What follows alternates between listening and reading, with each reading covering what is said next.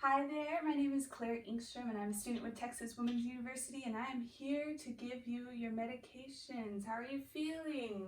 Oh, you're in a bit of pain? Oh, I'm so sorry about that. So our patient is 2 days post appendectomy. She came in with a ruptured appendix. And so she's been in a lot of pain, unfortunately, since they had to cut her stomach open. And get her appendix out and clean out the gut and everything, but she's doing really well and her white blood cell count is lowered, so she's doing a great job. Can I get your name and date of birth, please? Alright, so it's Sarah Lynn and her birthday is January 4th, 2002. She's 18 years old. And do you have any allergies? Alright, the patient has indicated that she does not have any allergies.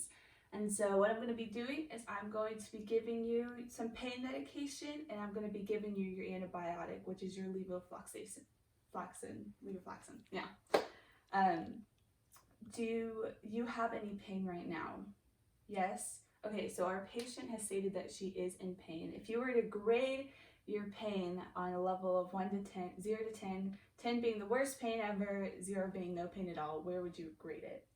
Alright, so she says that her pain is at a 6 out of 10, and according to my medical administration record, any pain that is above a level of 6 or more should have oxycodone, which is an opioid. So, alright, so I'm going to go ahead and administer some oxycodone to you, and we also have an antibiotic for you to take.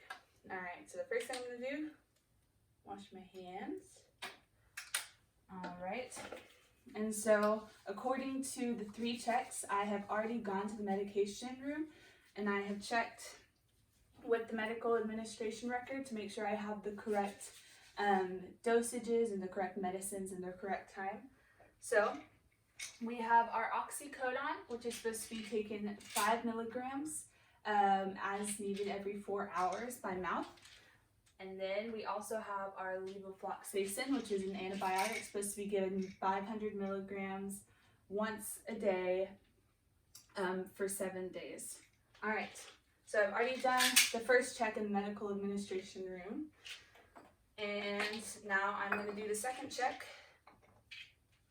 All right, so this is correct. So I'm going to give 1 tablet, alright, of the oxycodone, the 5 milligrams. Alright, and this is a levofloxacin, alright, and it comes in 500 milligram tablets. And so I'm going to go ahead and stick one in here. Alright, and what's important about this is that the patient is about to be discharged today, but these are medications that she's going to take home with her. So it's really important for me to teach her about different side effects of these medications so that anything that she experiences at home, she can know what to contact the provider for, what's normal, what she should be looking out for. And so I'm going to do the third check. Right, so the oxycodone, 5 milligrams, and the levofloxacin, 500 milligrams. All right, so this is the right patient, and this is the correct time, and this is the correct medications, the correct dosage, the correct route supposed to be taken orally, and I will document it correctly as soon as I'm done giving the medications to her. All right, do you need some water for this? No, you just want to swallow it by yourself? Okay, perfect. And I would never do this to a real patient because infection, but because she is a stuffed bear, I'll do this. All right, there's your oxycodone. All right, perfect. So before I leave, I'm going to go ahead and document this. And I want to teach you a little bit about your medications because these are medications that you're going to be taking home with you. And so first, I'm going to teach you about your antibiotic, which is your levofloxacin.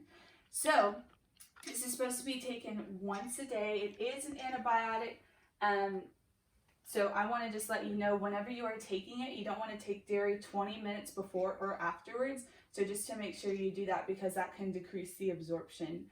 And so you really want to absorb as much as you can. And I want to let you know, even if you start feeling better, even if you feel like you don't have an infection anymore, you need to take the entire dosage. You need to take all the tablets that we prescribe to you. It's very important that you do that, because even if you're feeling better, you may not necessarily be better, and the bacteria may continue to grow, which is really not something that we want. So make sure you take the entire round of antibiotics. If you do experience any adverse effects, go ahead and contact your provider, and we will tell you whether or not it's normal and whether or not you need to come in. But yeah, just keep an eye out for that. All right, and this is your oxycodone. It is an opioid, so I want to give fair warning of that. You want to be very, very careful when you're taking these. Make sure you only take the prescribed amount. It's 5 milligrams, which is 1 tablet. You have to wait at least 4 hours between dosages. And with this medication, you really want to make sure that you are not drinking any alcohol. That can have really bad adverse effects. So make sure you're not drinking any alcohol, and make sure that you are practicing the deep breathing, like the incentive spirometer that we practiced earlier.